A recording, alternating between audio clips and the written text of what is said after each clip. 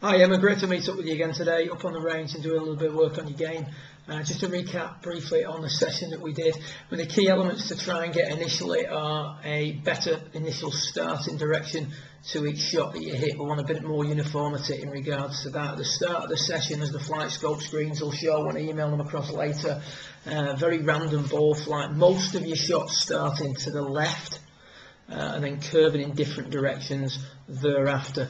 One of the big issues we had, and the reason the ball was starting to the left, was because, as we see here from the top right, the tendency was to release that golf club too much. You can see there the club head being passing your hands, quite a lot of face rotation, and as we swing you through, as we get to this point, everything working left, very much left with the arms, and a lot of face rotation, and the rate of closure on the shaft, if you will, is quite dramatic at that point. So we take a line across your arm and then up the shaft.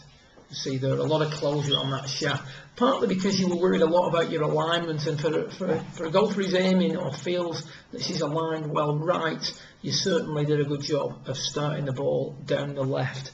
So what we tried to do was get you initially to just release the club a little bit less, and what that gave us was, as we run it through here now on the bottom right, quieter arms through impact, much better extension through the ball. And if we just stop you there now, you can see that as well as being wider and more out in front of you, we've got less closure on the golf club at that point. So the club itself is travelling out at the ball more, but more importantly, we're not releasing that golf club quite the same. So we're presenting the club in a slightly open position at impact, which is allowing us to start the ball more up the right hand side. Once we do that, we can start to work on getting the ball to curve to the left more consistently.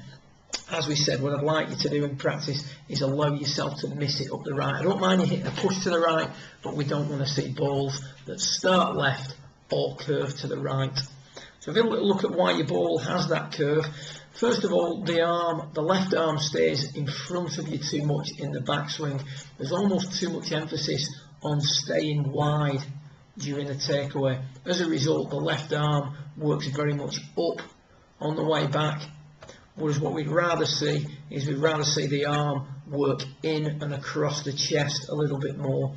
So as we were talking about, we've got the arm a little bit more on that circle that we've got down here on the mat, halfway back. If we can get the arm working in on the way back, it's much easier to keep it on the inside on the way down. As we start down, arm comes out in front of us,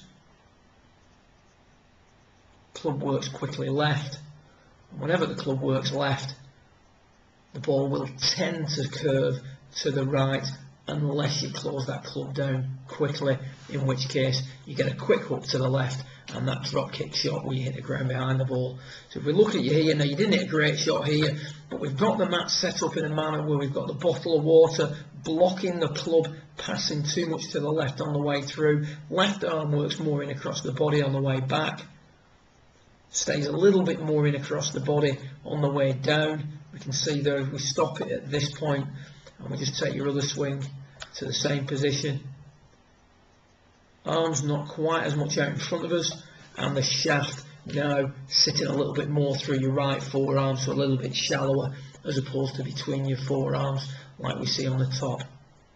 From this position now, we can get the club working more out at the golf ball on the way through, better extension.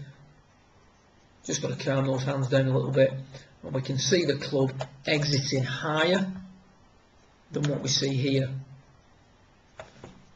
on the top left. So arms in, no release are your two key thoughts. Work on that for now. We've got to try and get a better starting direction. We've got to try and develop this idea of hitting out the golf ball. We will refine the backswing a little bit more as we go. But as I said, if we can get together again in a couple of weeks' time, that would be great. Do some further work on it and start looking a little bit more at the finer points of your backswing and your through swing. Great to see you. Good luck with it and keep working hard. See you soon.